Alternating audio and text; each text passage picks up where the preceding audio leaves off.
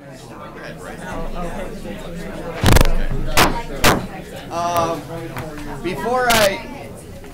Before I bring the meeting to order, I want to have those employees that brought their children to work to stand up and introduce their kids. And I used to bring my grandsons, but they're both Marines today. And I don't think they'd let them off to come to with Grandpa. Well, they should. Yeah. So, Ebro? These are my kids. My son Cameron, he's 10 years old and in the 4th grade, and my daughter Autumn, she's 8 and in 2nd grade. And he's actually learning about local government schools. Well, good. Congratulations. Did I see anybody else? Yes. Okay. Art. Where did Art go? Art. No art is needed. Art's out doing his work. We're introducing our children. Introduce your guest. Yeah. It's my daughter Sarah. Sarah, this is everybody. Okay, with that, now I'm going to call the meeting of the Finance Committee to order, and the first order of business is roll call. Cowell. Zach. Here. Long. Here. Cobb. Here. Fleming. Here. Crawford. Here. Woodward. Quarles. Cowell. Middleton. Here, we have a quorum. Next is the Pledge of Allegiance to the flag. I pledge allegiance to the flag of the United States of America and to the republic for which it stands, one nation, under God, indivisible, with liberty and justice for all. Thank you. Next is, I need a motion to approve the minutes of April 12th, 2018 and April 19th, 2018. Wade, Fleming, and Zach. Any questions on the minutes? If not, all those in favor of receive and file signify by saying aye. Aye. Opposed, the same. Motion carried. Thank you. Next, I need a presentation of the agenda. I have no additions to the, yes, we do. We have a walk-on item. We have a walk-on. Item number 11. Which would be item number 11. And so we'll add that to the agenda. Is there any other additions to the agenda? If not, I'll take a motion to accept the agenda as amended. Crawford and Long.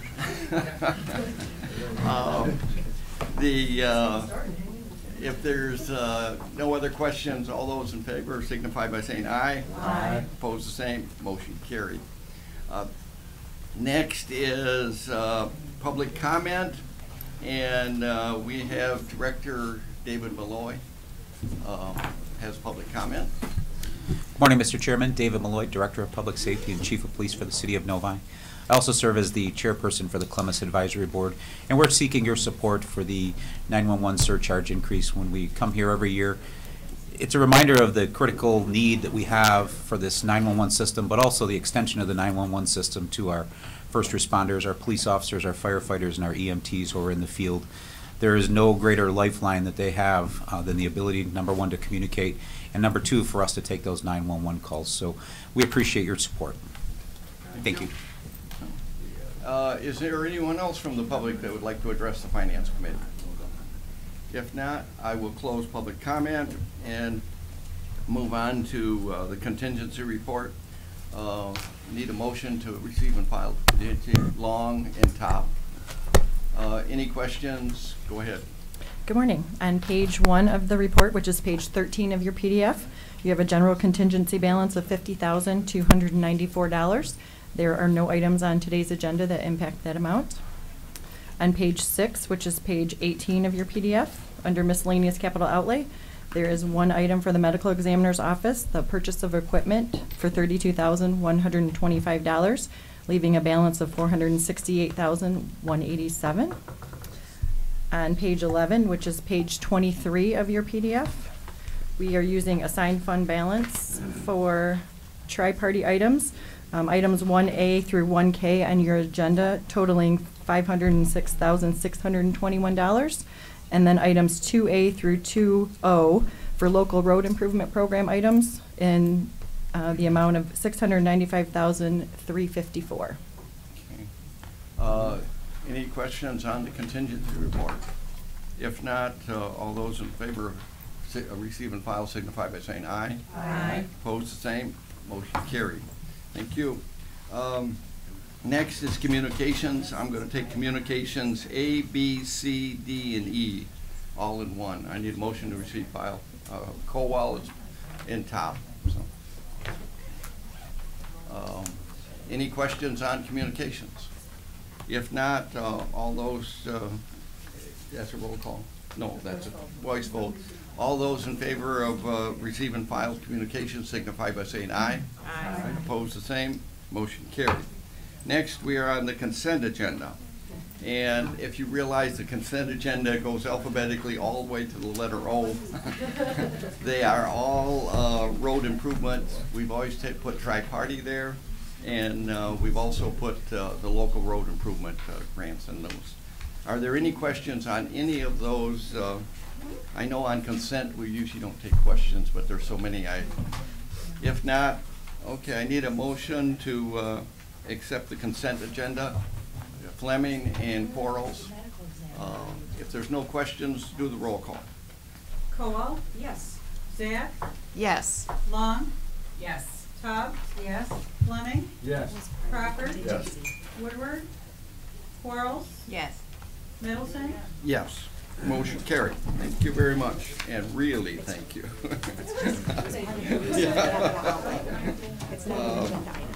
Now we're on our back sheet. Item number, where was number 2? Oh, item number 3.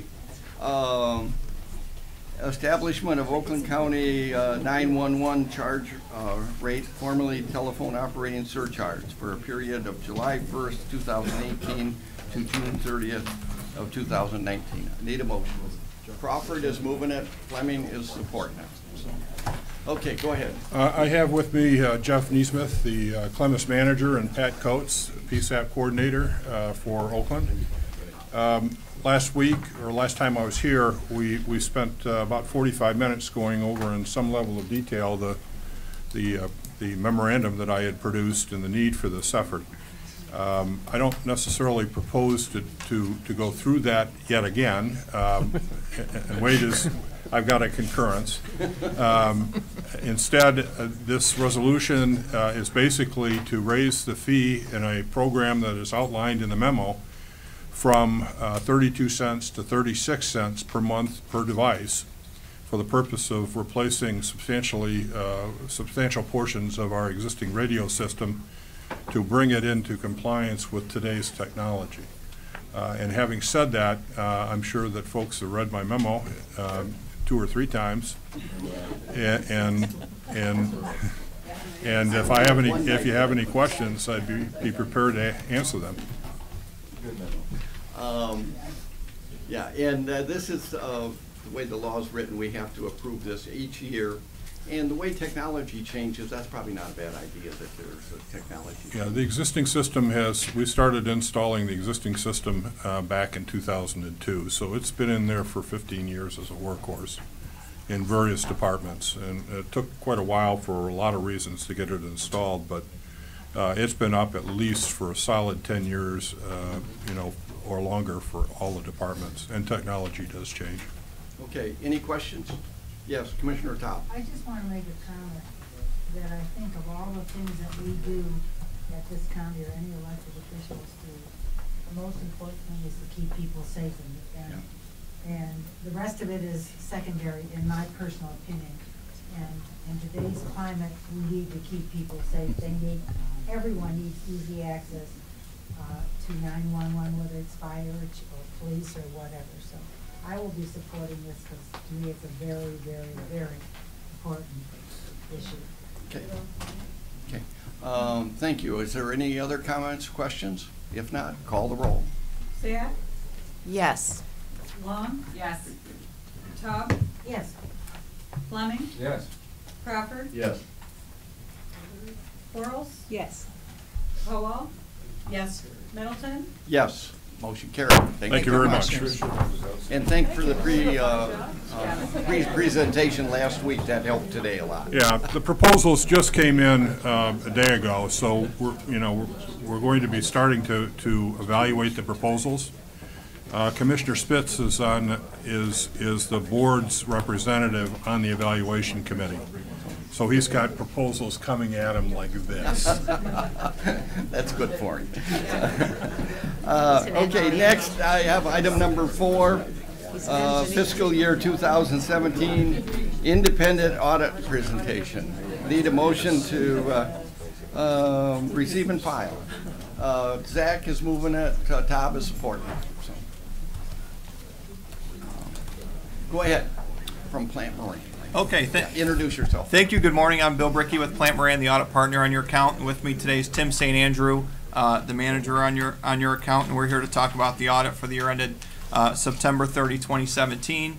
Really, there's 4 separate deliverables as part of the audit process. The first is obviously the comprehensive annual financial report. Then we have our letter, which is our report to the Finance Committee on the audit process itself. We have a brief graph presentation, and finally we do have an audit of your federal grants, which is not completed at this time. It'll be completed by June 30th, 2018, and that's just on your compliance with the rules and regulation of your grants. So I absolutely want to start off by thanking Lynn, Carol, and your entire team. We actually start the audit in October and really are working on it through June. So it's a pretty long process. We're in and out varying degrees, and they really do a great job helping us complete the audit in an efficient manner. For those that are on their lab iPad, it's page 665 is where it starts. So if they're following some of your presentation, go ahead. Okay. Great. So our main deliverable to you as your auditors is our opinion on your financial statements.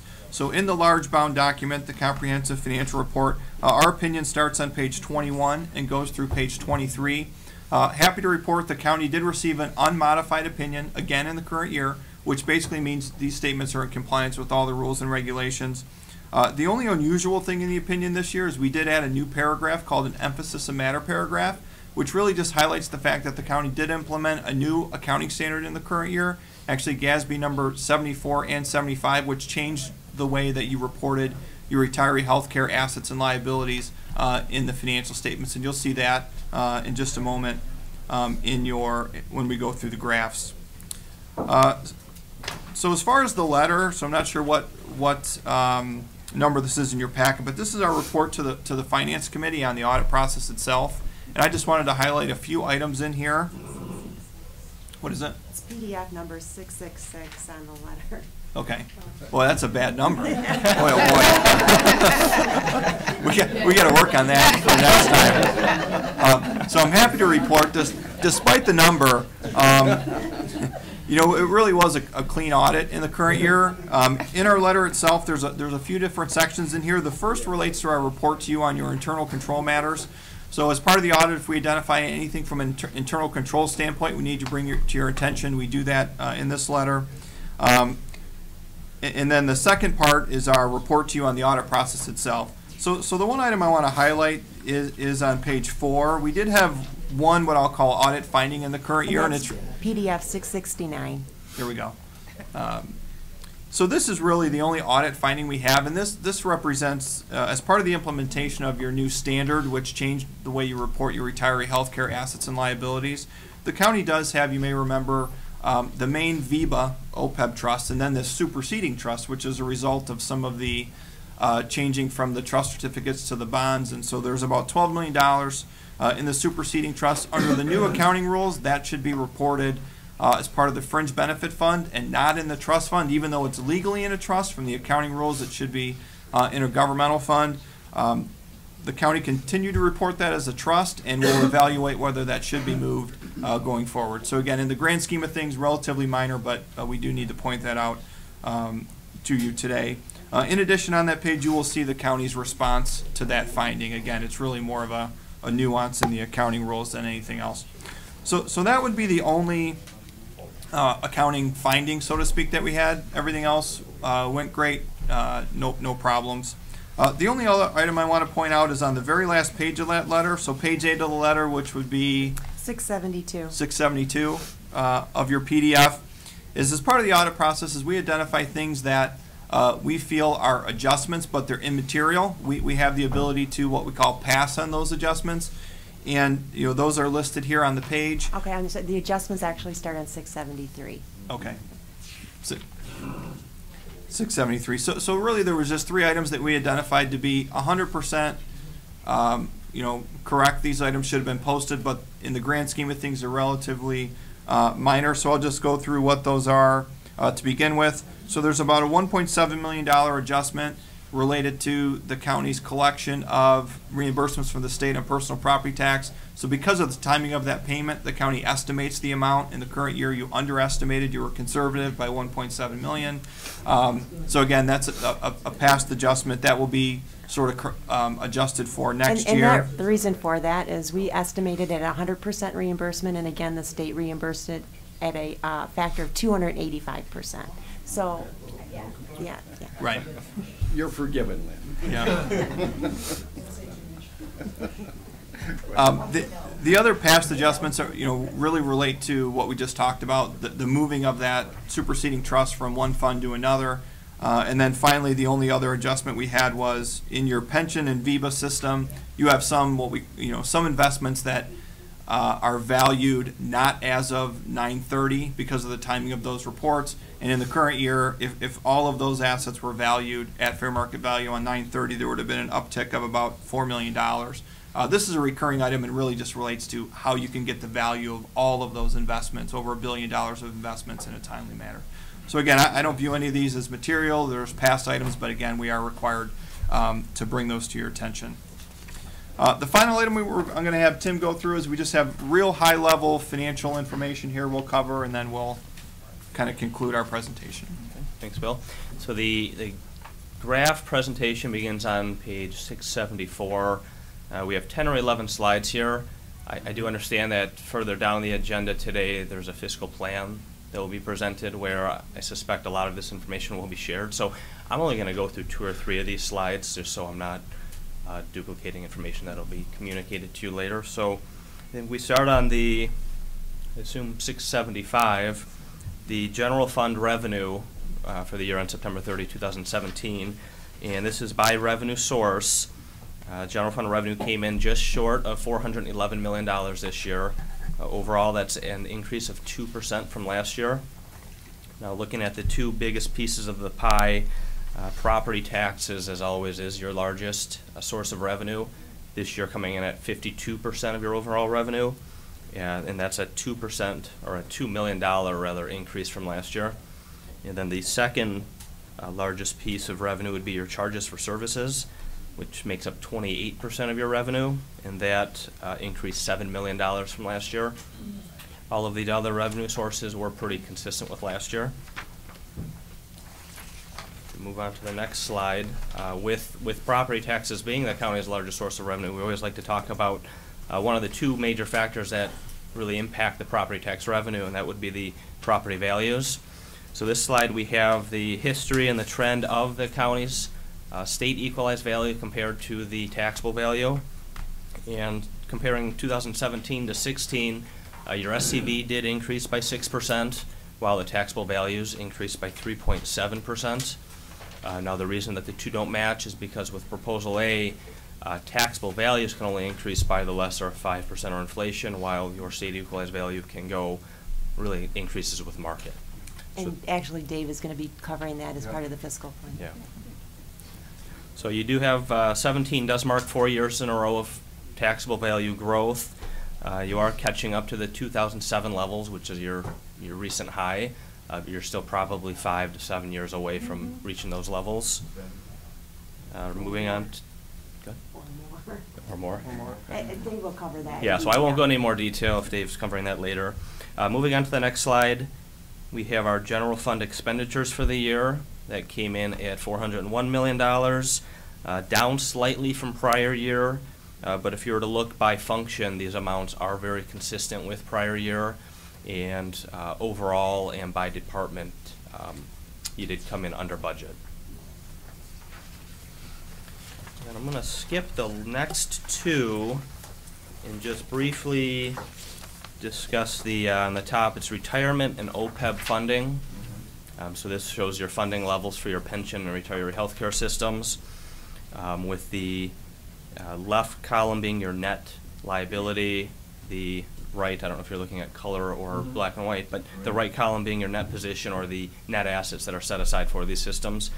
So the pension system is 103% funded, and the $22 million asset is recorded within your fringe benefit fund. And then moving to the OPEB plan, that is 126% funded at September 30, 2017. And there's a $260 million asset that is recorded in your fringe benefit fund. For the OPEB plan, I always like to point out it is overfunded, but part of that was funded through debt, so you do still have debt outstanding. You are still making the annual debt payments on that. How much was, Go ahead. how much was funded? It was a $350 million bond sale, which I think it's 200 and some thousand, 223 or yeah, 250, I want to say, but actually I'll look it up for you. Okay. Yeah, and we're making those payments. It's included, the debt, the expense for the debt service payment is covered in our fringe benefit rates, so that debt is funded and it will be paid off in 2026. Thank you. That's really all we want to cover. Again, I know it's a busy agenda, so we want to be brief with you. Well, we kind of interrupted and asked questions as we went along. But anybody else have any questions overall? If not, thank you for the report. And I know our staff works well with everybody. And the information is available to all of us. We have a very transparent accounting system. But we don't know all the questions asked like you guys do. Okay, if there's no other questions, I'll call the roll. Oh, that was a receive and file.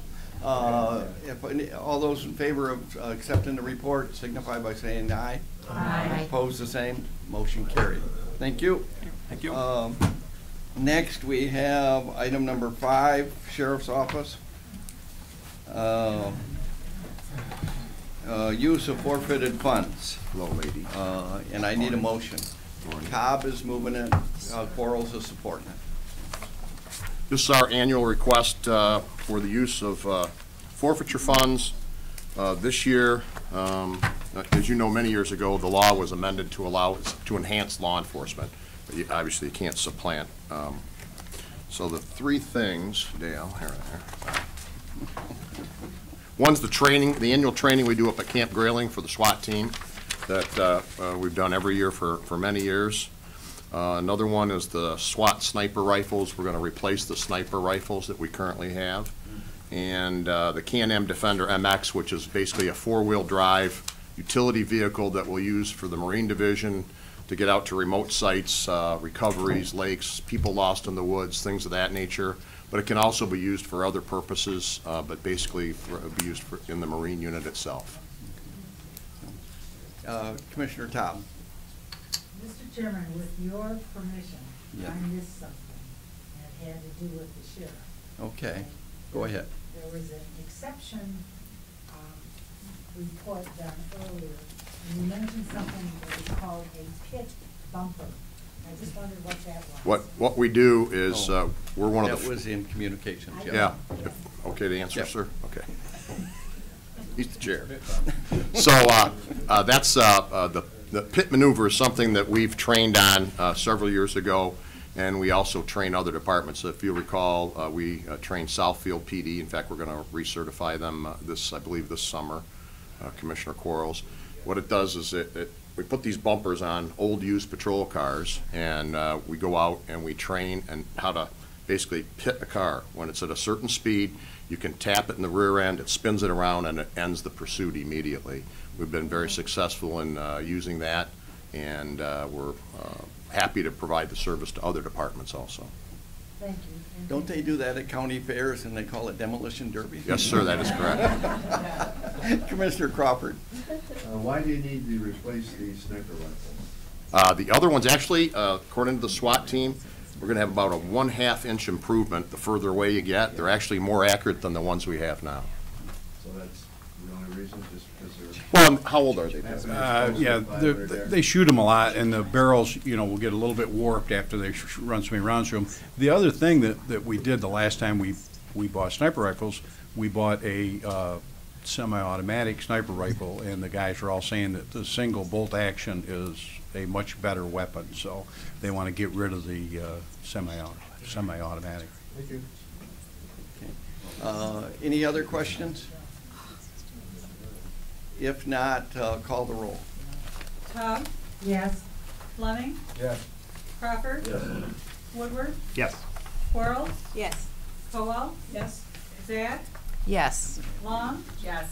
Middleton? Yes, motion carried. Thank you. Okay, next, before we go to item 6, I'm going to have Commissioner Woodward introduce his daughters. Oh, well, thank you, Mr. Chair. And you're welcome for not being here at 9. Cut the meeting down by an hour. No, I apologize, despite all the reminders and everything. I was like, I run an automated system. The 9:30 meeting was locked in, and then never changed it. And I apologize for not being here. But that being said, Eleanor. So, take your child to work day. I got Eleanor, my youngest. Wave your hand. Wave. Hey. And Alice.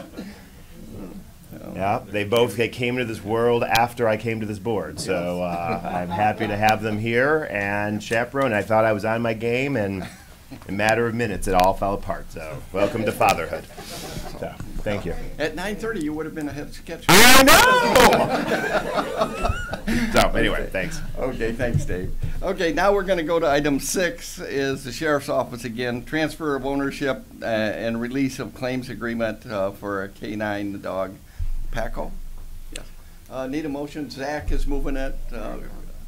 Fleming is supporting it. It's actually a double retirement. The handler, Deputy Mike Garrison, just retired, but the dog Paco was about 7 years old, was nearing the end of its career. So what we have traditionally done is, as you know, the canines become part of the family. They stay with the handler in the home and actually become part of the family. So it would be kind of difficult to, take the dog elsewhere. So the county has a policy, and the sheriff's requested you to honor that policy of selling it back to the handler for $1.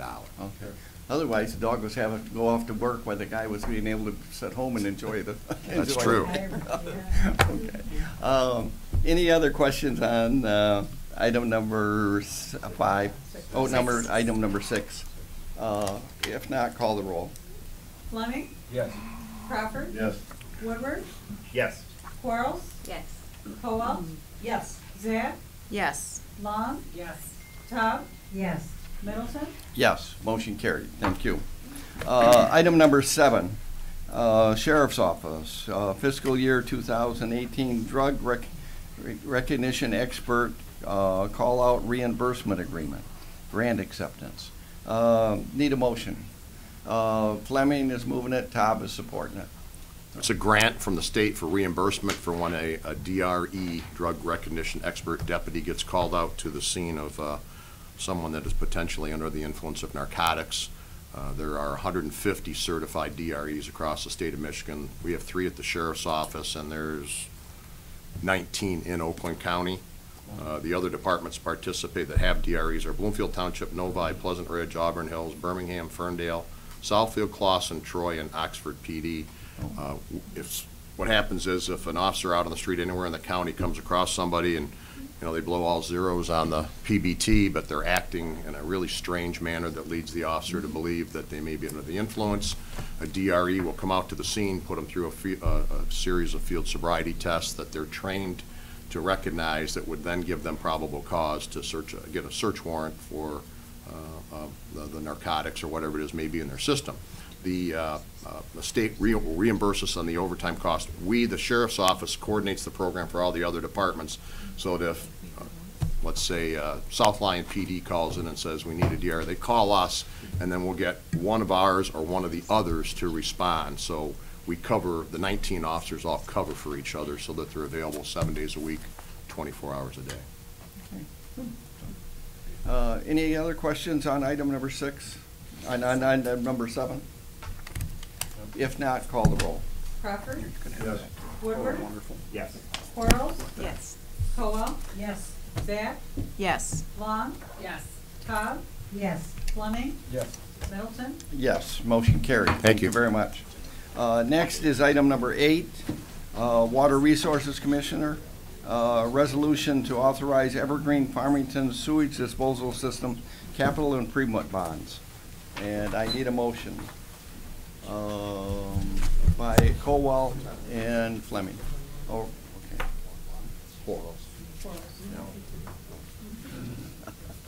Okay, go ahead. Hello, Sid Lockhart, Water Resources Office. We were here about a year ago with the intent to sell bonds, and now we have the need to actually sell the bonds. There are a bunch of improvements needed in the Evergreen Farmington system. One is that we spent money out of reserves to fix the sinkhole that we had in Southfield, and so we're looking for authorization to sell up to $15 million as the projects come in. A while back, last time Commissioner Toblin now was here, he asked a question, what does this mean to the residents of Bloomfield Township? If Bloomfield Township so passes this cost on, it would be at $12 per year, roughly per home. Okay. Okay, Commissioner Top. That's exactly what I asked. But there's more than Bloomfield Township on Evergreen Farmington. Yep. So would that be about the average cost? No, I don't know what all the other townships do to pass on the cost. So they have reserves, not use reserves. Yeah. But in Evergreen Farmington, the percentages are Auburn Hills is 0.76, Beverly Hills is 4.1, Bingham's 0.5%, Birmingham is 6.6, Bloomfield Hills is 2.2, the township is 16.2, Franklin's 0.5%, Lathrop is 2.1, Southfield's 23. 2.2 is pretty much high up there, so is the rest for other residents. Yeah, the other big ones are Farmington Hills is 20%. Is another big one. But I don't know, like in I actually call Bloomfield Township because I live in Bloomfield Township. I'm on septic tanks. I'm not a sewer customer, so then they had to tell me how many sewer customers there were to divide up that cost. But the annual premium on the bond is anticipated, with interest payment is about $930,000. So I took that and kind of divvied up just for Bloomfield. Yeah, to answer your question. Okay, any other questions? If not, call the roll on item number 8. Woodward. Yes. Quarles. Yes. Cowell. Yes. Zach. Yes. Long. Yes. Cobb. Yes. Fleming. Yes. Crawford. Yes. Middleton. Yes, motion carried. Thank you. Thank you. Next is Facilities Management, Department of Facilities Maintenance and Operation Division. Petition declaration, position deletion and position creation. Need a motion. Tob and Zach. Good morning. Yeah, go ahead. Joe Murphy, Manager of Facility Maintenance Operation. I have Mark Baldwin. He's our Chief of Landscape Services. Today, the resolution in front of you allows our Grounds Division to better service our customers by addressing availability, training, turnover, and quality issues we've been experiencing with our part-time employees. We are seeking the deletion of 16 1,000-hour part-time general helpers and creating 4 full-time eligible groundskeepers ones. The changes we've implemented already is resulting in a net savings to the county. So I'd like to open that up for discussion. Commissioner Long. Shouldn't it have went to Human Resources first, or doesn't it matter? We didn't need to. I think it did. Received by Human Resources. On May 2nd. No, you're right. Okay. Because they canceled their meeting. Oh, okay. Okay. All right, I like it going there first because they dig into it better than us. We're kind of the financial. Yeah. part of it, so, okay. Any other questions? If not, call the roll on item number 9. Quarles. Yes. Cowell. Yes. Zach. Yes. Long. Yes. Tubb. Yes. Fleming. Yes. Crawford. Yes. Woodward. Yes. Middleton. Yes, motion carried. Thank you. Don't leave yet. I'm going to move item number 11 up before 10 because it's going to take quite a bit of time. And item number 11 is Facilities Management, Maintenance and Operation Information Technology. So we will do, Art's going to take number 11 up first, and then we'll go to 10. So need a motion on 11. Colwell, and Tom. Yes, go ahead. On Monday of this week, the IT passenger elevator failed a 3-year full load, 2,500 pound, 4-hour safety test. What they do is they take weights and put it in the elevator, 2,500 pounds worth of weights, and then they see what happens with all that pressure on the hydraulic cylinders. Well, it continued to sink. In other words, there was a leak in the cylinder cartridge. There's a picture if you're at all interested in what hydraulic elevators look like on the second page there. Again, this was during the day on Monday. Thanks to Holly's suggestion and work on this, we were able to bring it to P&B on Tuesday morning. The reason for that is there's actually a $200,000 line item in the CIP for elevator maintenance. And so we want to use that line item. Should be a maximum of $126,000, and we're hoping it's considerably less than that for this project. And Joe is well aware of all the technical details of what happened, so we will open it up to any questions that you might have. Questions? Oh, and in P&B, when you did it on Tuesday morning, it passed unanimous, correct? Correct. Okay, so any questions then on item number 11? If not, call the roll. Colwell? Yes. Zach? Yes. Long? Yes. Tubb? Yes. Fleming? Yes. Crawford? Yes. Woodward? Yes. Quarles? Yes. Middleton? Yes, motion carried. Thank you very much. Thank you. Now we're going to move back to item number 10, and so I'll take a motion on item number 10, County Executive Budget Projections for fiscal year 2018 to 2023, long-range financial plan. And Todd is moving it, Fleming is supporting it. Go ahead. Good morning. Morning. So Dave is going to start with the fiscal plan presentation to talk about the forecast for taxable value increases over the next 5 years and the impact on millage rollbacks from the data that he's analyzed. Then after Dave finishes that part, I'll go through the rest of the fiscal plan, and you can ask questions as we go along. And Dave's handed out this So- booklet to everybody. Yeah, so I'd focus on Dave's presentation first, and then we'll go to the actual fiscal plan document for the rest of it. Okay, and I'd first of all like to introduce Terry Schultz from Equalization. He's the Chief Equalization. Has been getting more involved with helping us with the fiscal plan, working with myself and Lynn and the rest of the team. So, and he may have to pinch hit for me someday if I can't make it, so rather than have him come over here blind. So what we have done is the same thing we've done the last couple of years. Last year, you received a very similar report. We did that on April 20th. It was just your meeting schedule.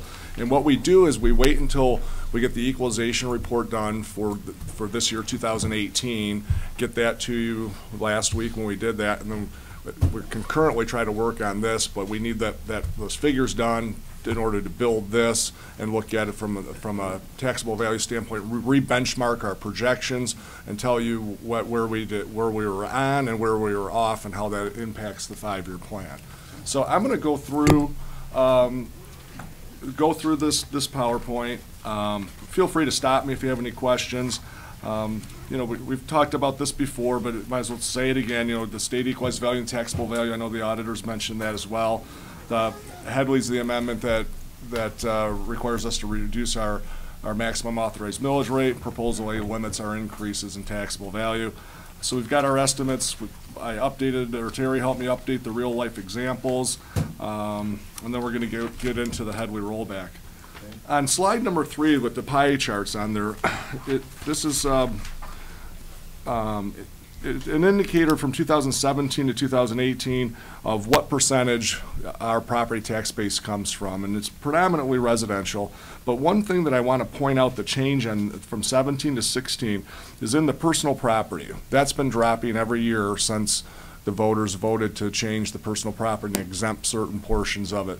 Right now, if you remember, small parcels that have $80,000 of true cash value or less do not pay personal property taxes, and then we're phasing out eligible manufacturing property over the next 2023, I think, is the last year of the phase out. And as that percentage drops, the reimbursement that we get for personal property is going to change, and we're only going to be reimbursed to the 2013 levels.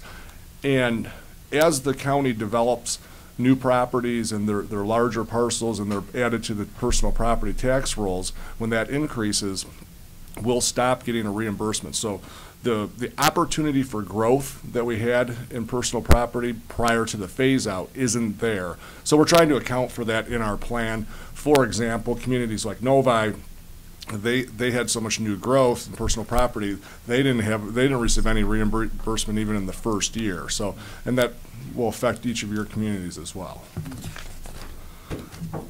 On slide 4, it's an updated bar graph that was in the equalization report as well. Just shows that, and I've got a couple of them to show the same thing, illustrates at the bottom where our peak in value when the county's SEV was at $77.3 billion, down to the low in 2012 of $50.8 billion, and how we're coming back, and we're still not back to 2007 levels for value, and we've had to reduce our tax rate as well, so we're going to cover that as we go.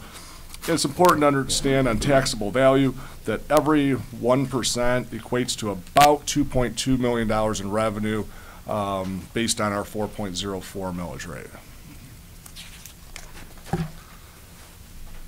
I included the next 2 slides that from outside agencies, the Michigan Municipal League, that they've done a number of articles on Proposal A and Headley and how that impacts local jurisdictions.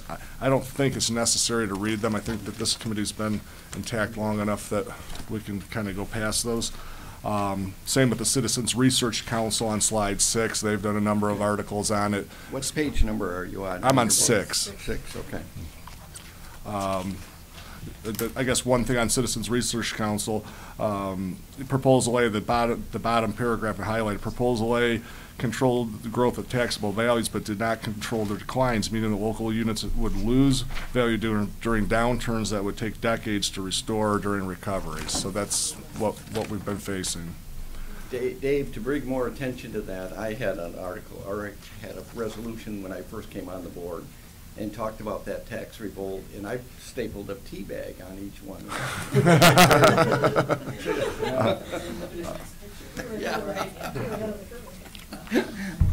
Go ahead. Okay, on slide 7, I also included the building permit activity. This is the 4-county area. I know that Oakland County is different. We do, and we have been building some analysis for Oakland County specific out of the reports that we get from the Home Builders Association. This is one that they provided, and to be honest, completely honest with you, I don't have it prepared to show you at this point, but it is tracking similar to previous years as far as the number of permits we're seeing in Oakland County. So we don't expect for 2019 an incredible spike in values due to new construction or a decrease in values from what we've been seeing the last couple of years. So it's kind of leveled off, but it's leveling off at a point that's significantly below the 40-year average, as illustrated on slide 7. The next slide, slide 8, hopefully is old news, and it stays old news, that this is the sheriff's deed foreclosures this is for people losing their properties for non-payment of the mortgage, where we had this spike from 2006 to 2012. I think if you add those up, there's only over 50,000 foreclosures in the county, down to a level that's almost down to the 2000 at less than 900 foreclosures. So we do monitor that monthly. It is continuing to track down based on the first couple of months of this year. But again, we'll continue. So that is improving. On slide 9, this is an illustration of where we were in 2007 at our peak, where we to the low in 2012, where we are currently in 18, and we're illustrating when we think we'll be back from a value standpoint and when we'll be back from a property tax revenue standpoint.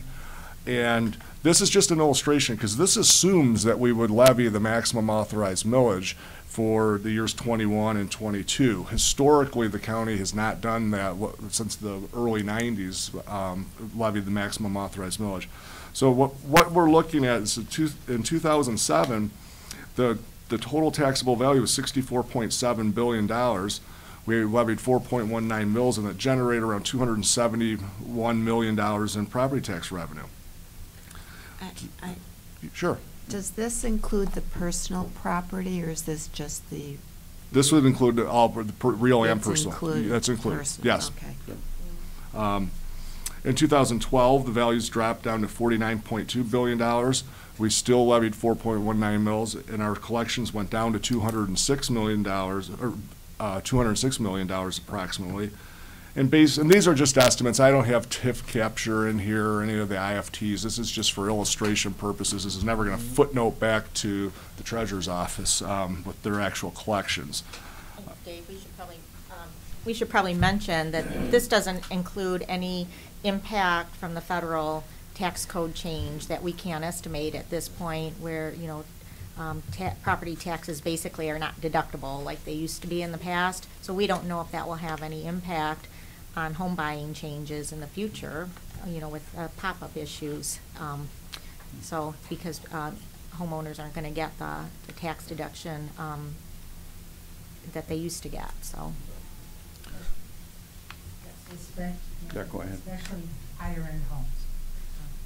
Exactly, yeah. And so, you know, we used to be able to get something above taxable value from new build and pop-ups, but I'm worried that pop-ups are going to be suppressed going forward. And that's a good point. I'm glad Lori brought that up. We have been trying to figure out how this is, how this is going to impact the market. I know Terry ran some analysis when they were putting caps on the amount of amount of property taxes you're able to deduct, and we have 15,000 homes in the county approximately that pay over $10,000 in property taxes right now. So, and I agree with you, Commissioner Taub. It will likely be the more expensive properties that are affected first. I think Dave's slides near the end of his presentation will hit that point home, so just keep that in mind at the back of your mind, and then think about how that might impact us later on. So, like I said earlier, you know, we are coming back from a value standpoint. Proposal A is limiting our increases. We believe in 2021 that we will be back to the around $65 billion of our peak in 2007 from a value standpoint. But due to the required rollbacks, we won't be back to the collections of 2022. It'll likely be a little bit past that, depending on what we decide to levy below the what amount below the maximum authorized rate. On slide 10 shows the drop from the recession. You've seen that before, where we lost 34% of our market value in the dark green, around 24% of our taxable value in the lighter green, and where we've come back on the right-hand side, and that red portion is still the portion we need to have increased just to get back to the 2007. So we're getting there, but we're not there. And this is how, the next slide on slide 11, this is how it works at the parcel level. You saw these slides last year on our April 20th handout. They're updated, and I'll walk through the first one in some detail, and then we can just kind of take a look at the next few examples. In 2007, this is a typical property in Berkeley that was valued, had an SEV of $94,230, taxable value of $94,230. We levied our 4.19 mills, collected $395 in taxes. Due to the drop in market value, 2012 dropped to $59,540. We levied our 4.9 mills. Our taxes collected were $249. Again, the market is coming back almost to where it is as represented by the SEV, almost to where it was in 2007 at $92,260, but that's capped under Proposal A and the taxable value. Our rate is now 4.04 mils. We collect $263. It's still a tax reduction of $132 on this one individual house. It's a 33% reduction. We estimate, without even considering a rollback, because I didn't want to try to bake that in there, that it's over 17 years from today to where we would be back. That assumes that if we held 4.04 forever, and that's not mathematically possible. Next slide's the exact example, just a different property style. This one it happens to be in Commerce Township, and the point is it wasn't just the south end, it wasn't just the north end, this was all across the county, east, west, north, and south. On slide 13, it was also the commercial and industrial properties. This is an example of an industrial in Wixom that even though the values are coming back, if you look at 2018, we're getting that difference between the assessed and taxable value where the market's coming back, but we're not, the proposal A holds that increase back. On slide 14, it's a small retail in Birmingham, and again, the point is it was all classes of property, all areas in the county. So, on slide 15, on the right-hand side, well, first of all, if you look at the pictures, the houses are nearly identical. They're the exact same floor plan home. These happen to be in Wixom. They're about 5 or 6 houses from each other. It goes around a little curve. That's why it's not the exact same street. But the parcel on the left has not had an ownership transfer since year 2000, and the property values dropped significantly, and that they're paying total estimated tax of $3,600. The parcel on the right was sold in 2017. We uncapped it as required as the assessor for 2018, which resets the taxable value at the SEV. And this property for the same house is $5,700 in property taxes. This is what causes the Headley rollback, or these ownership transfers where we uncap the properties. We're required to roll the rate back because of these. And what's concerning to me is that in 2006, when before the drop, we started to see legislators try to write bills to not uncap these properties, because what happens is, and I'm not here to blame anybody, but people will look at what the current taxes are on a property and say, oh, I can afford this house at $300 a month taxes, and then they call us. So if you look at the example on the right, this property sold for $310,000, so half of the market value is SEV. So theoretically, it would be, $155,000. But we don't do individual sales. We throw it into a group of sales and value all the properties. So this property is not overassessed based on the sales in the neighborhood and its own individual price. So this is just the way it works. Okay. Okay, Dave, I'm going to put a comment in. Sure. I was in the legislature in '94 and voted for Proposal A. Before Proposal A, the house on the left would have gotten a tax increase every year. He got an assessment notice, and it might have went up 10%. And he's lived there 20 years. And all of a sudden, his taxes are going up 10%. If you happen to live on a lake, you went up 10% every year. And he's being basically taxed out of his house. And under the Proposal A, only when you sold is when you made that adjustment. And so the reasoning for that we put that cap in there and the limit of 5% is because seniors and lake people and just the general public, just because your neighbor sold and got a good price for his house, your taxes went up. And that wasn't fair either. Taxes can't be fair all the time. Yeah, I'm going to ask Dave to say something about that, because you're right, it was a good thing at the time, and Proposal A on its own is not the problem. It's Proposal A and Headley combined that's the problem.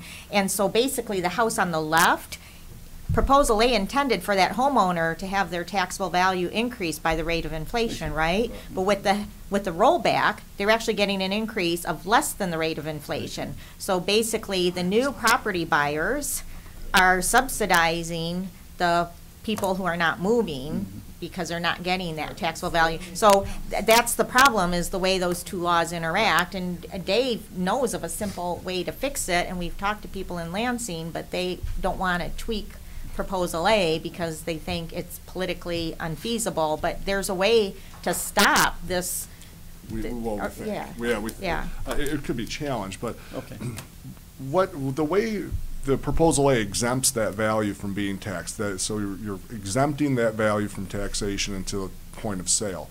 Any other exempt property that goes on the tax rolls, if the county had some property that was exempt and we sold it and went to a taxable entity, that would not cause a heavily rollback. That would be considered new to the assessment roll, like a new house is, or an addition on a family room addition on a home.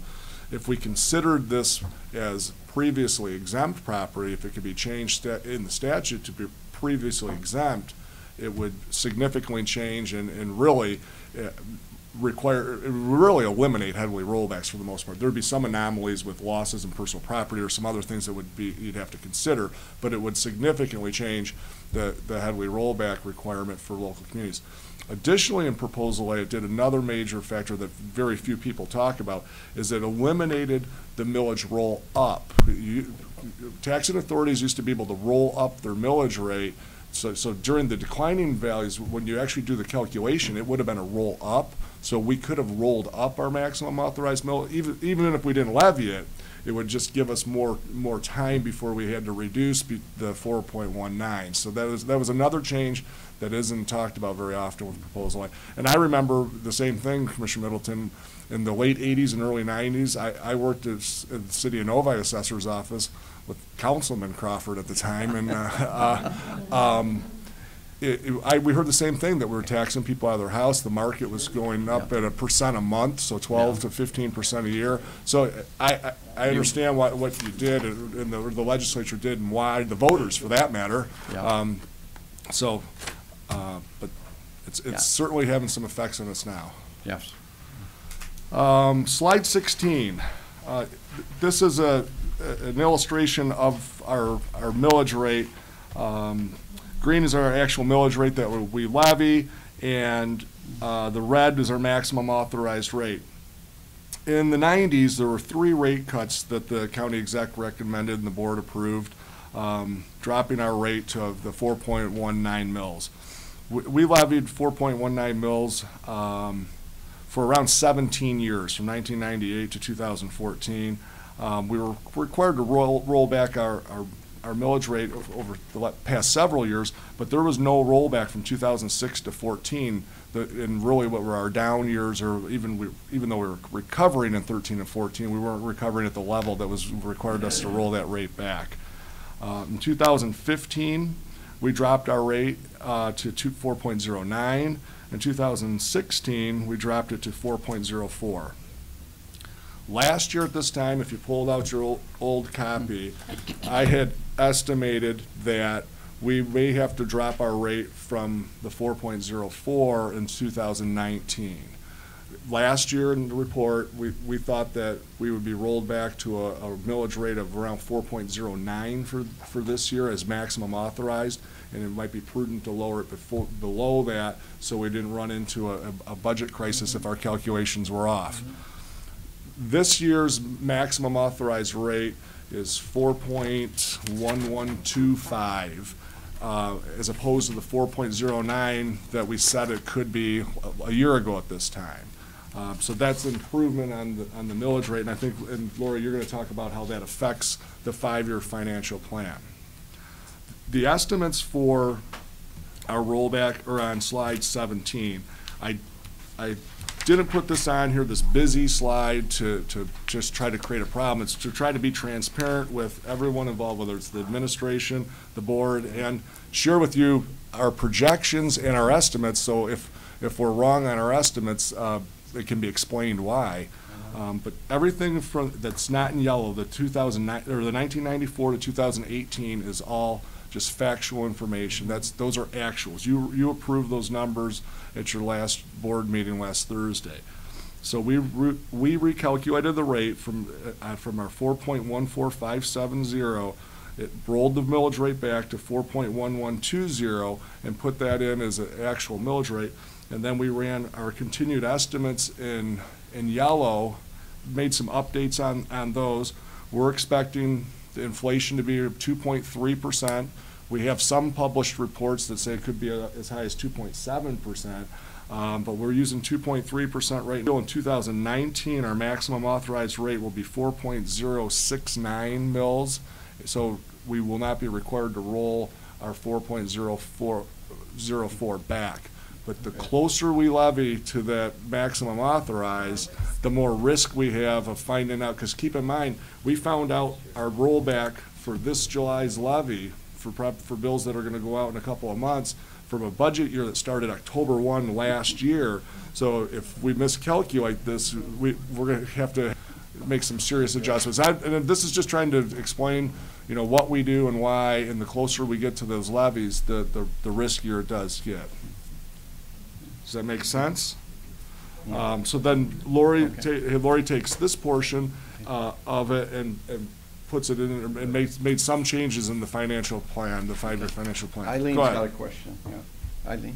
Thank you, Mr. Chair. I think it's just a general observation related, going back to page 16. So in the 90s, that wasn't any kind of Headley rollback. We voluntarily. That's correct. Right there.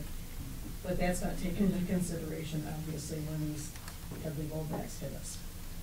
They start with the last point that we were at. Well, they don't start with what's the maximum that we could have. Well, if you look on the next on slide 17, if you go up to 1998, there was a rollback. Our maximum authorized rate was 4 point fold back even in those years, but there was such a big difference and what the maximum rate was earning. We still tracked this back in the 90s.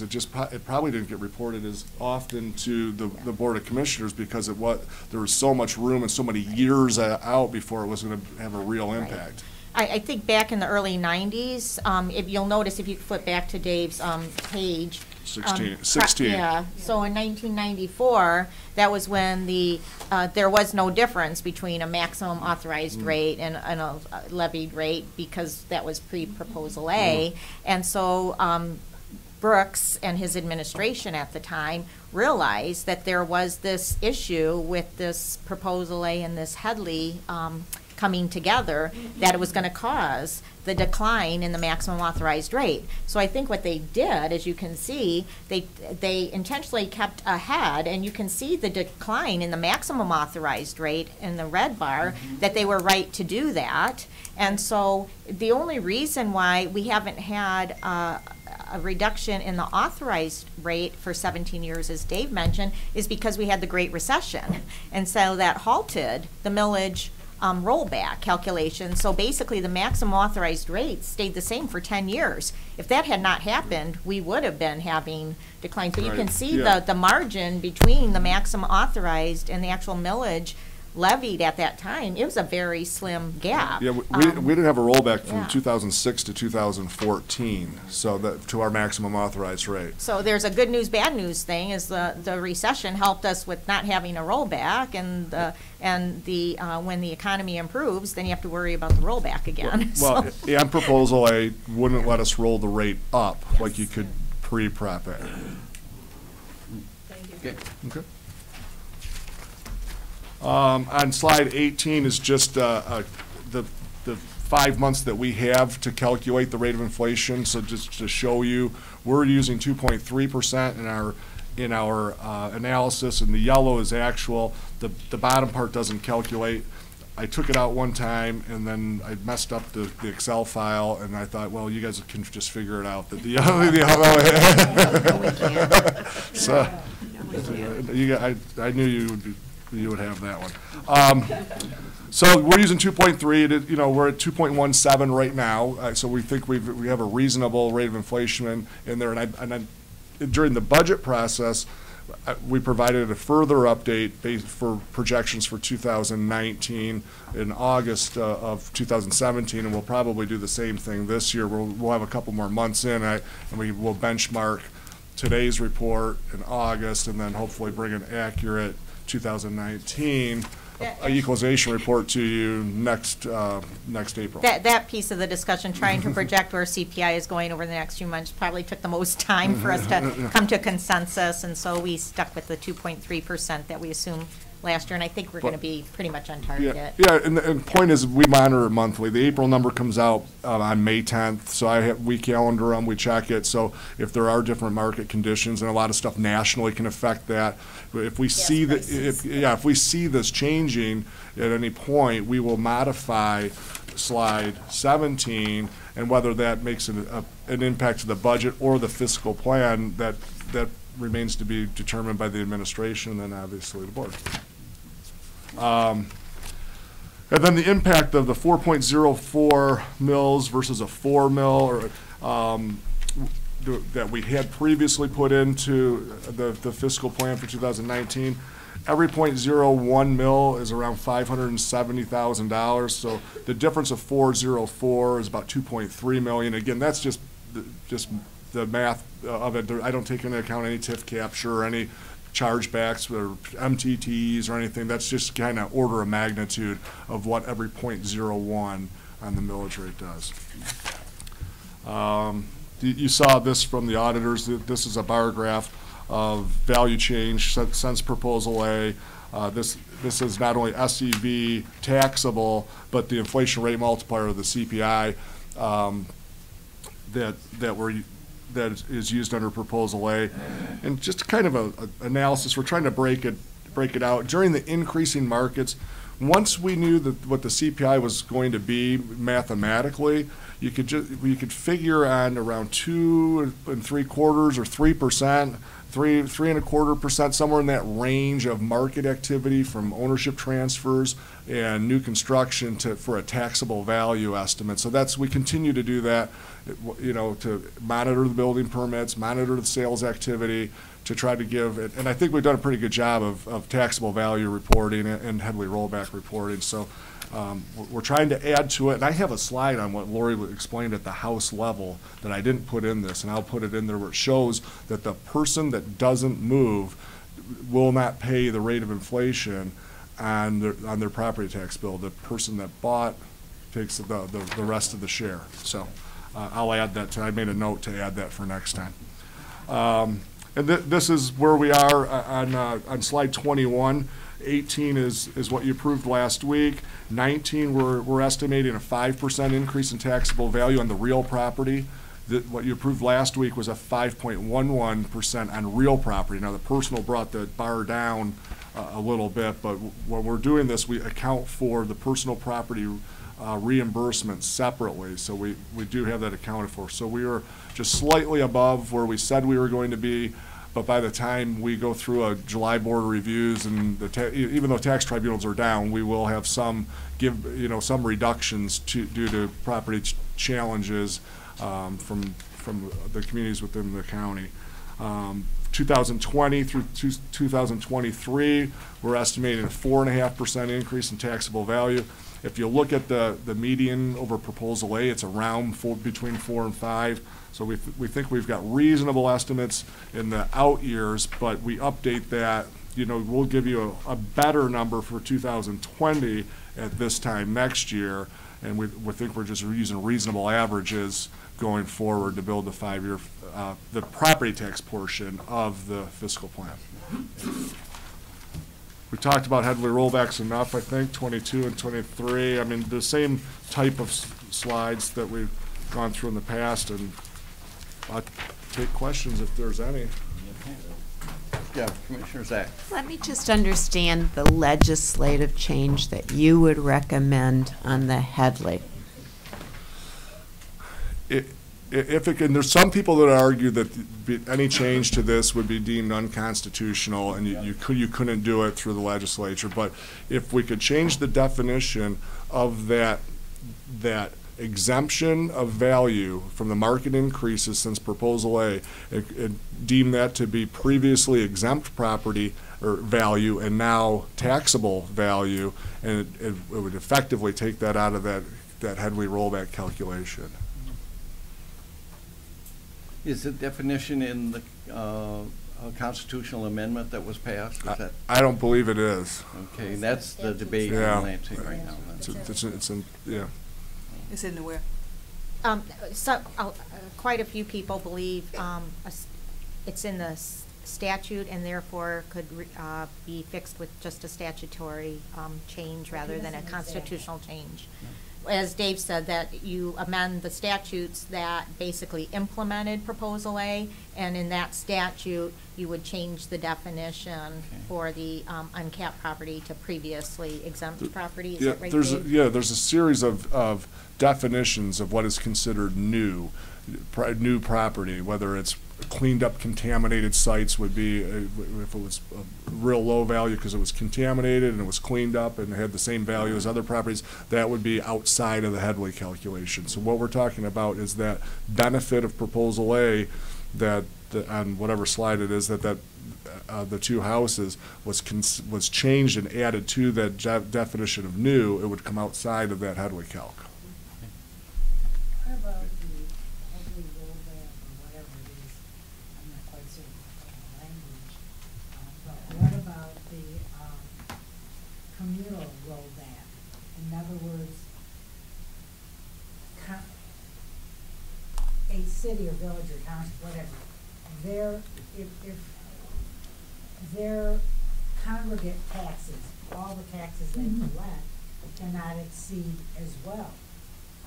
The total tax? Yeah. I don't know that I can speak, I don't like the 50 mils. Oh. Yeah. I don't think that. No, I don't think that would help. If you look at our rollback for the county, we're at 9920, so we're taking a small percentage off. When you bring up the communities, some of the communities, particularly the built-up communities, their rollbacks are 0.97, 0.98. They're more greatly impacted due to the number of transfers there, the lack of new construction, so it's construction there doesn't help them. Yeah, well, yeah, new construction's additions, Yep. so that's what Dave is saying. If Yeah. you treat the uncappings as additions, it doesn't exacerbate the rollback. Right. Okay. Okay, so yeah, Commissioner Woodward. So, I mean, the clarification, so any new build is exempt from any Headley rollback whatsoever, so. Correct. You build, I mean, whether, and it's commercial and residential? Okay, continue. Oh, sorry. Yeah. So if I take an older house, I knock it down but leave its basement, and then build a house, is that uncapped? I mean, is that impacted by Headley? That would be like a remodel. Well, there would be a loss of the value of the old property, and assuming you got it all done as of tax day and you did it in 1 year, the difference of the old value would come off as a loss, and the new value of the new property would go on as an addition. That would be outside of Headley. It would be considered a loss and new. And the same applies for like an addition, just any addition on my home. Mhm. Like, so that, like, when Right. I add Right. a wing. Yeah, if you had a family, There's no room for a wing. But that would be the new part would be outside. Correct. Outside being subject to a Headley. Right. Anytime they have to pull a permit, Yeah. right, Dave? Mhm. Yeah. So, Why within the year? well, Because some of these houses take eons to build. what we would do is if you tore down a big house, it would be a loss. Whatever's there as of 12/31 is on the assessment roll for the following year. So it's on the tax bill for the following year. So then if you had the property halfway done, the following December 31st, we would have half of the new value on it and then until it was completed. But you're right, some of the big houses take several years to build. If you look in Bloomfield Hills or Oakland Township, they can take multiple years, yes. So new builds, I have to get this straight in my head. A brand new build on vacant property that's never had anything on it, okay? is a net positive to us as the county and the local unit. Because I was under the impression that fit into the communal thing, or Dave, go back to that one chart with the SCE and taxable value, where in the earlier years when we exceeded the rate of inflation, you know, that might be a good way to illustrate it. That one, that we accomplished an increase because of the new. Yeah. If you look at slide 20, it's even for this year. If you look at slide 20 and you look at years, for example, 2004 and 2005, we exceeded the rate of actual value increase measured in green. It was 4.79% of actual value of on SEV. The county, the taxable value went up 5.28%. And someone was going to say, well, you can't go up more than 5% under proposal. That's at the parcel level, and that doesn't account for the ownership transfers or the new construction. So that's at the parcel. I think even when we talked about it a little bit earlier, I think that you need to add that's at the parcel level. So you're up the rate of inflation, 5%, whichever is less, barring new construction. That gets added on in addition to that, or a prior year ownership transfer where it becomes uncapped, or pop-up has been a popular term for it as well. So that can happen. It did happen, and that's concerning for us, and that's what, when we went down into, shortly after that, we went down the recession when values weren't going up as high. If you look at 2018, we had the same thing happen where the values didn't go up as high as the taxable value, the assessed value, but that was due to a state change of what sales time frame we use as assessors to value properties. So that was a rule implemented change by the State Tax Commission, not an economic change like it was in 2006 and 7 where things were slowing down as far as the rate of growth on existing property. Okay. So we did notice that, we know why. We're monitoring current sales against current assessed values. We're still in an increasing market countywide. It's still, the values are still healthy, but so I didn't want to say that back here and not explain why it happened last week. Okay. Commissioner Todd. Currently, pretty much built up communities. Yeah. And schools are being closed. In some of the communities that I live near or represent, those school properties, schools are being torn down, and the properties being sold to a developer, either senior residences or condominiums or private homes or something. That's an increase then in Yes. Okay. That's what I wanted to know, because I've been told otherwise at one point in time. So that's a boon to the local community if they put in some kind of even a warehouse or whatever. Yeah. So remember last year, we distributed the Citizens Research Council paper about Michigan's broken tax system, or I suggest that you might want to read that again, because this is a good reminder about why we have concerns longer term going forward. I'm going to talk a little bit about that, but you can see that this is a real problem for local communities, and one of the challenges that they face that we don't face is that we are fully funded for our pension and our retiree health care, and that is a huge challenge for them going forward.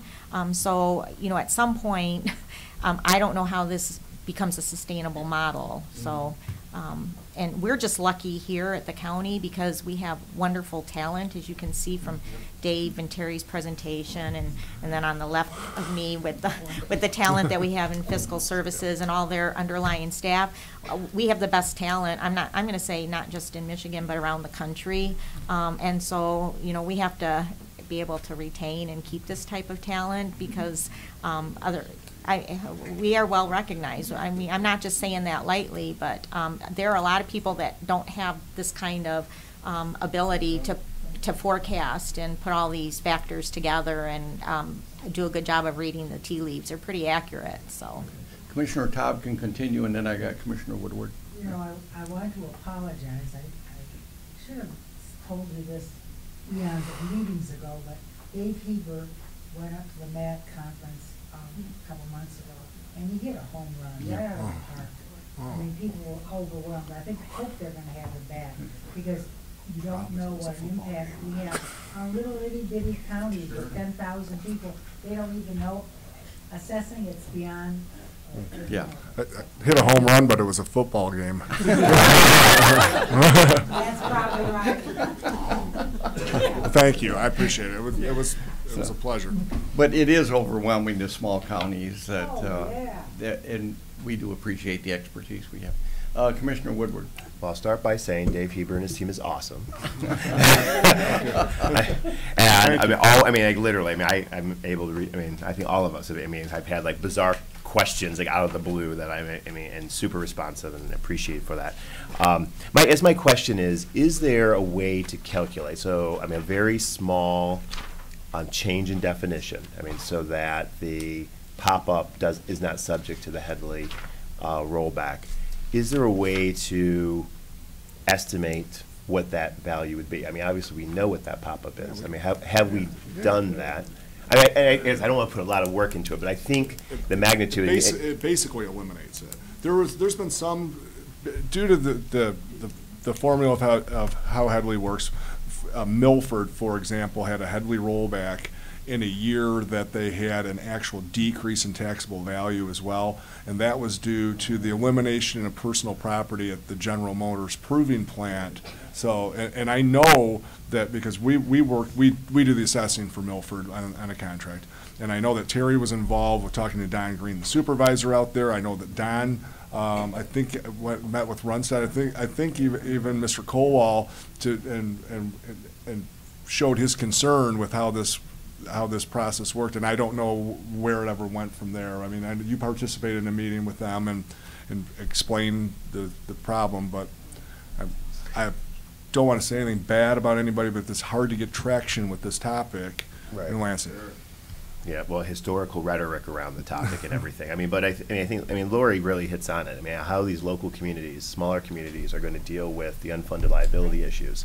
That it would seem to me that the gap between this, like whatever this, I mean, the curve down, the gap between keeping it flat line, right, and I mean the curve down, I mean, that value, even if it's tied to, I mean, if you have the liability, you've got to send it to pay off this liability to structurally close this gap that's only going to compound itself over time. Seems like a forward-thinking, responsible way to, if not solve the problem, make a major dent in it so that we are in fiscally, more solid ground going forward. So, thank you. And just to be, factually clear, that Headley can be overridden by the voters. I mean, we have to do our calculations, but the voters in some of the communities around the county have overridden Headley. And just to make it clear, Brooks Patterson and his administration for decades has always been a proponent of the statutory change to fix this issue. So, I mean, just someone at the state needs to be politically brave and do it. Okay, any other questions? Okay, Laura, you got more? I do. Your side of it? I do. So Dave took care of the first part, which is on the revenue side, and I'm going to go through the expenditures. But before I do, one of the things I want to talk about just very briefly is how important our process is in this long-term fiscal plan. So this long-term next 5-year fiscal plan is really the starting point that we use to try to see what the trends are in developing the county executive's budget recommendations that will be presented to you by July 1st. And this does not include, none of this includes some of the budget requests that are due tomorrow. Is that when they're due, Lynn? So tomorrow we'll get a whole bunch of requests, and then we have to see how all of this can fit. So this is kind of like the starting piece of the puzzle. And really, if you look at it, it really is like a numbers puzzle, and almost like a jigsaw puzzle, and trying to figure out how all the pieces work and still be in balance over the long term. But it's very important to Wall Street. Dave and Lynn participate with me in the administration and the treasurer's office when we do our bond presentation, and Tom Middleton is there, and I think they have a really good appreciation for how important this is to retaining our AAA bond rating. This has become probably one of the key pieces that we talk about, is how we're going to get from today to the end point at the end of the next 5 years. And the fact that we're consistent in honoring those practices really distinguishes us. And just so you know, the bond rating agencies assign a general grade to all Michigan counties as a starting point. So that's kind of the default point. And in Michigan, all counties are assigned a single A rating. So in order to improve upon that, you have to get extra points and distinguish yourself from your average county. And counties that are below that, they get minus points because they're not even doing the basic things or talking about how they're going to resolve issues that they know about today.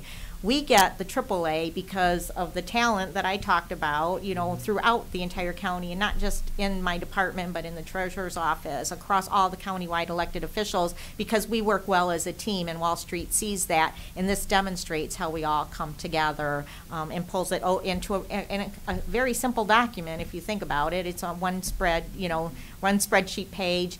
The memo is now only 20 pages, which it causes Bob some consternation, because remember, he used to give them 110 pages. But so I look like a slacker maybe compared to Bob.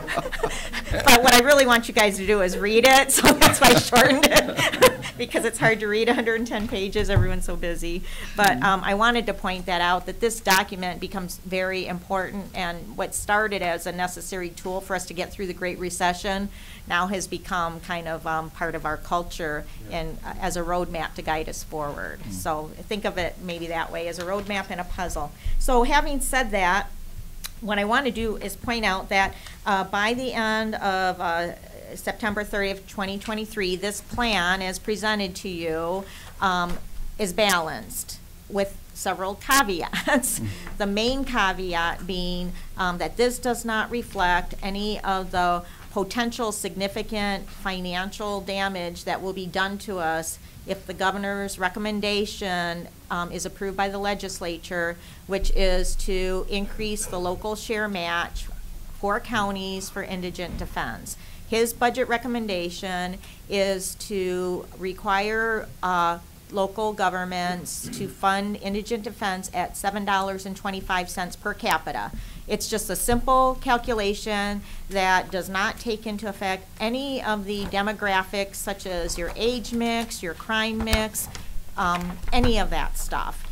And so basically, and then he's also recommending that the state gets to collect 90% of the revenues that we collect from the defendants who can afford to pay us back. And so the way the local share match is calculated right now is based on an average of our gross expenditures from 2000 and what, it was over a 3-year period, 13, 14, and 15, I believe. I think it ended in 13, but. Okay, so it was a 3-year period less the reimbursement. So our local share match is about 1.85 million based on the statutory. This would increase it, the effect with the per capita formula and the 90% of retaining of the revenues that we collect. It would increase our local share match to 9.8 million roughly, so that would cause us a net $8 million annual problem. And this was what we were always afraid of, and everyone said, don't worry about it. The state's promised that with these new standards, the state's going to find a way to pay for it. And we told you, how can they pay for it? They have so many unfunded, unmet needs. They don't have new money to pay for this. And we were right, because now they're trying to push it back down on local governments, as we suspected. And there's other ways that they could do it, but I guess I'm glad that they're doing it in a transparent way. But there's other ways they can do it that aren't so transparent as well, and so we still have to be concerned about that. If that happens, or something even lesser than that, we will not be in balance, and we will be required to implement departmental budget tasks once again. The other big uncertainty, in addition to not knowing what these budget requests are coming and whether departments will continue to cooperate and find current resources to offset their additional needs, is that we are in the 8th year, nationally coming out of the Great Recession. And I think you all know what the economists are saying, that, 8 years far exceeds a typical rebound period. I guess because we have had a slow recovery, that might have helped lengthen that duration, but we all know that lately, you know, the stock market has been booming. It's been volatile, but overall, in the past year, the stock market has been way up. And so now it's, some economists are concerned it's overheated. We've got gas going back up again. And so we're kind of poised maybe for going back into a downturn. And this does not anticipate a downturn. You heard Dave's analysis on property tax values. That's assuming a normal economy. And you saw on his slides what happened during the Great Recession with property values, and how we cannot recover those losses because of, you know, proposed land Headley. So I just want to lay that as a backdrop, and then I know you have to get out of here to go to the Economic Outlook Luncheon, so. Okay, Shelley's got a question though. Yeah, I have one really quick question. Okay, annual cost of the indigent defense, 9 million, 9 million, whatever. No, it's been 1.85 million net historically. But if we have to pay for it. There's four new standards. Those 4 new standards that we submitted the plans, those have been rejected twice by the state, was $10.6 million. Okay, now. Now. About annual, or $7.25 per person, whatever. That will be an Whatever. $8 million problem for us. Fine, but what about a facility? You haven't told me. That's right. We don't have a place to put anybody. So what are we talking about? Building a new The state will not pay us for any capital expenditures likely because they've already denied the improvements that we need in the 52nd Clarkston District Court to provide private space for the defendants to talk to their attorney. So I think that probably makes it very clear they're not going to pay for any capital expenditures. So figure another $30 million roughly. Okay, that's what I wanted to know. Facilities would be about, I thought it was 19, we're up to 30. Not for the first 4 standards, but probably by the time they're done, because what they really want in the long run is for counties to create public defender offices. So if you figure we have to recreate basically another office the size of the prosecutor's office, right? And we have how many prosecutors? About. About 90, I think it was 95, Yeah, I think it's something just, like that. it's close to 100. Yeah. Actual attorneys, with support staff, it's more than that. Yeah. But Well, yeah, but we're getting a new judge, that's why I said 100. And support staff on top of that. So your question was about how many prosecuting attorneys. So figure 100, a department of 150 people approximately. Okay, so we would have to, what I see coming down is the exact same thing. Oh, yeah, we told you But that last year. Yeah. We told you that in the budget message, we know that.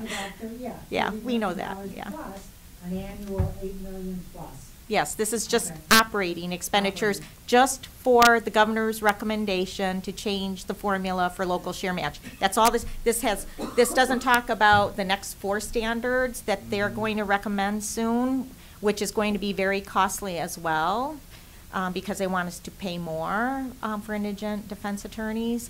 So, and then there's going to be more standards beyond that. What does it cost us to run the prosecutor's office?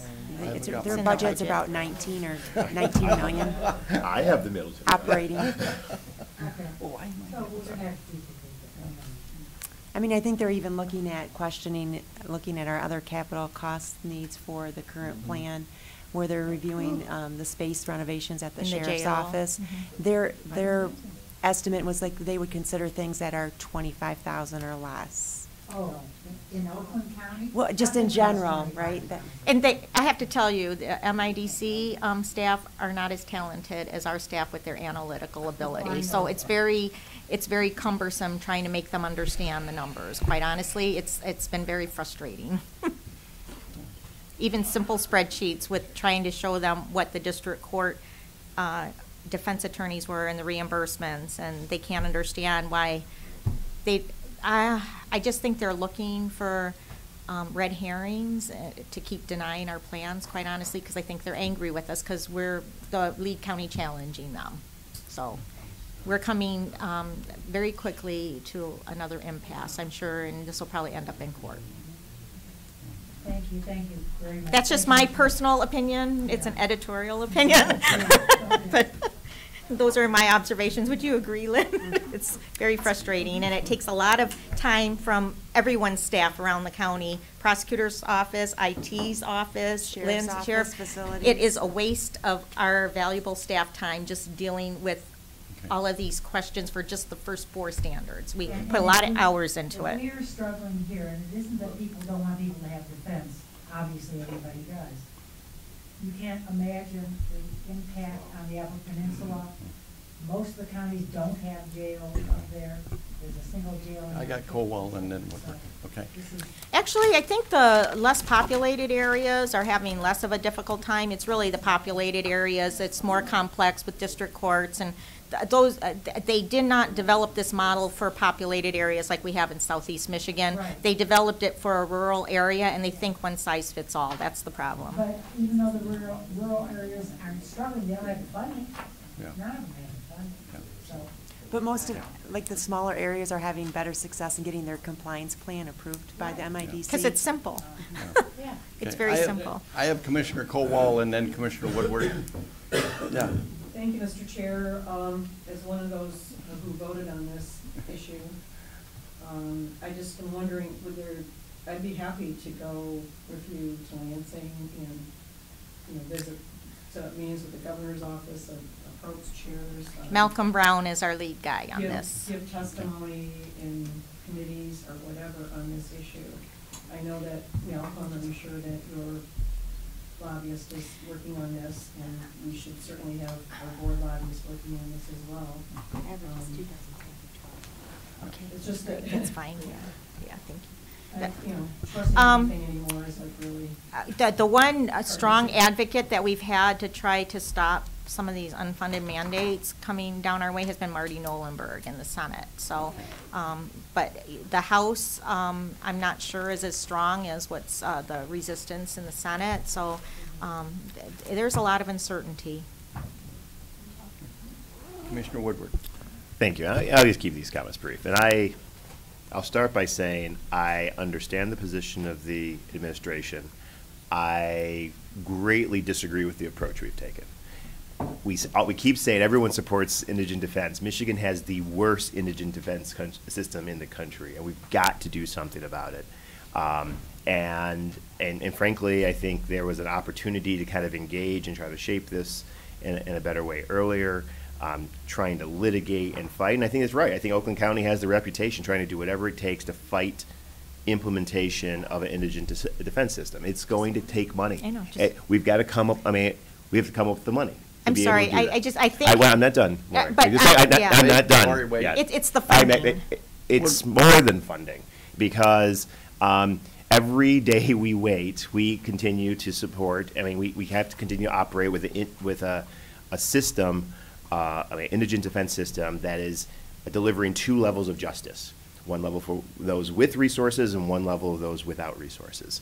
And I mean, these are big numbers. And I think that there's no question I'm in agreement, and I will stand in agreement with trying, to get the state to pony up more additional resources. However, at some point, I can't sit by and just like throw my hands up like, oh, so the state doesn't actually deliver on what we thought they were going to deliver on, what have you, that we've got to actually do right to provide fair justice in this county, period. And so, I guess we can spend a lot of time, these are big numbers. Percentage, when we look at percentage of budget, that we put towards justice, percentage of budget in terms of this overall operation, the initial capital is an enormous bite. But I think we can also think about how to pay for those things.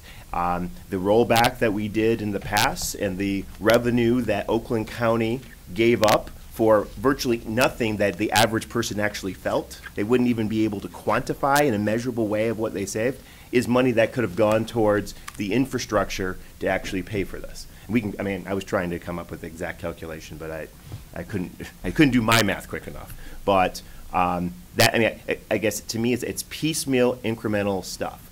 At this table, I've advocated for an increase in indigent defense salaries, and I believe in a decade we achieved 1% increase. 1% increase in a decade. Better than none. My point exactly. No, you made my point exactly, Commissioner Taub, and the fact that I actually don't think we're taking this seriously enough. And the dire strait of our judicial systems is being compromised because of this. And I just wish that we'd be I mean, it's disappointing to me that our county is definitely seen as the blocker of this. And I think you're right. I think the state's like, you know what, Oakland County is not in good faith moving forward on this. And this is my editorial opinion. I've said it before.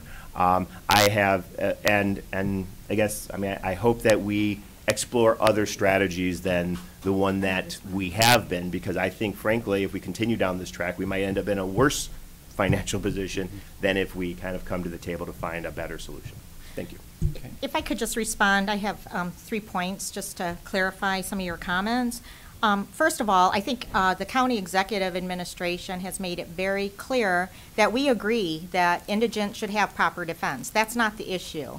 The issue is that the state is not willing to live up to its promises as the statute was passed to pay for all the incremental costs. If they would do that, we would have no problem. We submitted the plan as requested, and that plan was developed not in silo with just the county executive staff. It was prepared with the prosecutor's office, it was prepared with the sheriff, with all the courts, everybody, and facilities and IT. So this was a group effort with all the departments. It's not just Brooks Patterson's administration that's saying this is what we need. Actually, most of it will be impacted at the district court level and the prosecutor's level.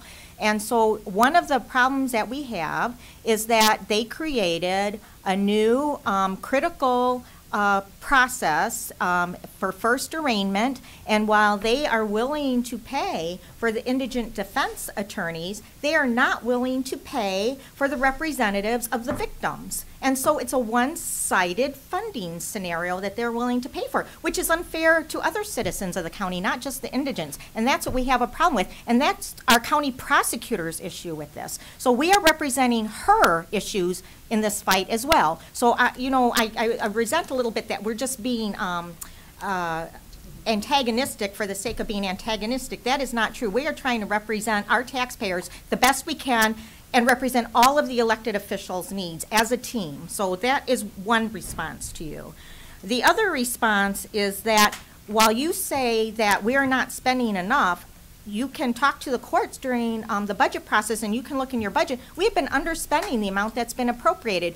The county executive administration, nor does this board set the defense attorney fees. That is all up to the judges, and the judges have all of the power, and they are the sole people that will decide how indigent defense attorneys will be paid for. And we have more than funded the level that has been spent historically. They have room in their budgets, and they recently did authorize an increase. Was it April 2nd? April 2nd, it went into effect. It's on their website. So that's in response to your other issue. Lastly, when you talk about the millage rollback, I think Dave just gave us a really good example of why we have to roll back in advance, because we levy our taxes in July for the period that starts back in October 1st. And that is very important to Wall Street, that we are keeping ahead, that we are anticipating that, and that saves money for your local communities more than it does for Oakland County, because we are able to issue bonds with the lowest rating possible at AAA so that we can fund water and sewer projects. So that does help infrastructure. So those are my 3 responses to your comments. Okay. Any other comments? If not, I'm sorry I got upset. This will conclude item number 10. You don't want to go through the expenditure? Okay. I mean, or you can read it, but I just wanted to give you the highlights. Ahead. Give us highlights. So very, very broad highlights. So first thing I want to let you know is that what you see on the spreadsheet just represents the changes to the adopted budget. So, for example, when you look at the proposed salary increase, that's not the total proposed salary increase. That's just the change to the adopted budget and what you're likely to see in the recommendations. So we start with the adopted budget at the top, and Dave already talked about the property tax adjustments. What you'll see here is in 2019, there's a favorable impact on the property tax because we are recommending that we postpone the millage rollback from the 2019 period to 2020 based on the new data. Likewise, the same thing is happening in 2021. That would be a one-time benefit. We realize that we can postpone the need for the rollback until 2022. That is just a one-time effect on the budget, because it's not, we have to eventually do the rollback all we're saying is we can delay it by 1 year. In 2023, we're estimating that we're going to have another rollback. These are all supported in Dave's presentation in that yellow portion in the math that he did. We also expect that we are going to likely have a 1% reduction in revenue sharing based on the governor's recommendation, which the House supports. However, the Senate is recommending a 1% increase. We want to be conservative, and based on, 2 of the branches recommending a 1% reduction, that's what we have assumed in this fiscal plan, to be conservative. We are looking at a decrease in the transfer to the general fund for general operations from the delinquent tax revolving fund. This is based on the analysis done recently by the Treasurer's Office. This is another one of those good news, bad news types of things. As you saw from Dave's presentation, sheriff deed foreclosures have gone down. Likewise, tax foreclosures have gone down, so there's less revenue coming in. I believe that the last level was $60 million. Delinquencies have dropped to around $60 million. At the high, I believe it was, what, 150 Close to million? 150. So the good news is that we don't have as many foreclosures. Bad news is in order to stay at the level that we all think is necessary in the delinquent tax revolving fund, we should bring down that general operating transfer down to $3 million, which is a reduction by $3 million. However, for 2023, when that revenue goes back up above the targeted level, we're recommending that we use it to pay some debt service payment, which I'll talk about in a minute, so hold that thought. We are recommending that we increase the general salary increase for 2019 from what we had in the adopted budget. For all the years, we only had 1% budgeted for the general salary increase for 19 and 20 and going forward. We would like to increase that to 2%, and that's what will likely be included with the county executive's recommendation, with the caveat that if the indigent defense unfunded mandate proposal by the governor comes down, then we will not be able to afford to do that, and we'll actually have to take that back plus cut elsewhere, or do a justice tax increase and ask the voters to approve a justice tax to pay for indigent defense. The way we're paying for the additional 1% in the general salary increase is a rate adjustment in the fringe benefit fund that gets passed through to all funds. The impact for the general fund for that rate reduction would be $4 million next year in the initial year. We don't anticipate keeping that rate reduction all 4 years, that we would incrementally reduce that. So you'll see the savings would be $4 million in the first year, $3 million in the second year, $2 million, then $1 million, and then we would bring the rates back up to where they are currently. And so that is how we can fund that 1% improvement in the general salary increase. The good news is, because the stock market has been up, it looks like we will not have a annual required contribution for the defined benefit pension plan, and so that helps to offset some of that reduction for the delinquent tax revolving fund. I know I told you last year, though, right, that we would be okay. So that analysis is near the back of the packet here, so you can look at the assumptions. And it does allow for some volatility this year, so I think it's fairly conservative. But that has a benefit beginning with fiscal year 2020 and going forward. You will see that the debt service payment for the radio replacement project continues in here. The reason you see that again is we don't budget for that in the budget until we actually issue the debt. So that will continue to show up in this fiscal plan until we actually issue the debt. So that has remained unchanged at $1.6 million a year. What you will see in there, though, is a new debt service payment for building renovations. We're anticipating that we have about $30 million of needs for county facilities, and we do not have fund balance available to pay for without issuing debt. That is for things like ADA enhancements, similar to what you approved for the probate court with the, remember, the widening for the wheelchairs. We need to look at all the other buildings and do similar things, as well as continued enhanced security enhancements, as you've been seeing since 2014. There are some other things that we need to do and some other safety enhancements through the buildings, such as signage and more exit doors in case there was a fire, things like that. No, it does not include fire suppression is a $15 million. Oh, that's separate. Yeah, we don't have funding for that. There's some minor sprinkling systems, and there will be fire egress and ingress issues, but yeah, that does not include that. So what we're anticipating is that we would issue that debt in 2 series. $15 million for the first series, that would be about $1,050,000 a year for the debt service payment. So we're anticipating that would hold over for the first 3 years of the debt service payments.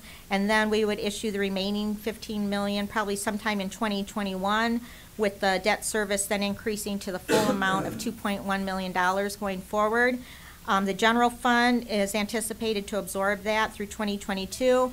And then thereafter, we would anticipate using the delinquent tax revolving fund to pick up the remaining debt service payments. In 2023, we start having current debt service payment coming off in the delinquent tax revolving fund. And your delinquent tax revolving fund fiscal responsibility plan was actually, that policy was created with the intention for that fund, if there was available fund balance, to pay for capital projects. So we're getting back to that intent. And then you can read, there's funding in here, one-time funding that we're paying for some major IT projects. You saw that in last year's fiscal plan as well as in the budget message. That pretty much hasn't changed significantly, other than that we're including ongoing operating costs beginning in 2021 for 2 of those projects, because we're trying to shift to the cloud, and there will be some overlap period before we can downsize on capital items such as servers before we actually see the offsetting savings from a downsizing in capital equipment. So those are the highlights. Did I miss anything? Trying to get through it quickly because I know you have to be out of here in 5 minutes. But we spent a lot of time on indigent defense, unfortunately, and not enough time on the other items. So. Okay. Commissioner Woodward? Never mind. Okay. Any other questions to come up? If not, item 10, it's a receive and file. So if there's no other questions, all those in favor signify by saying aye. Aye. Aye. Opposed, the same. Motion carried. Is there any other business to come before the Finance Committee this morning? If not, I hope the children that stayed enjoyed it. I mean, when my grandkids come, I'd say, "What'd you think?" And they said, "It was boring." But it's what we have to go through each time. So if there's no other business to come before the board, without objection, I declare the meeting adjourned. Thank you.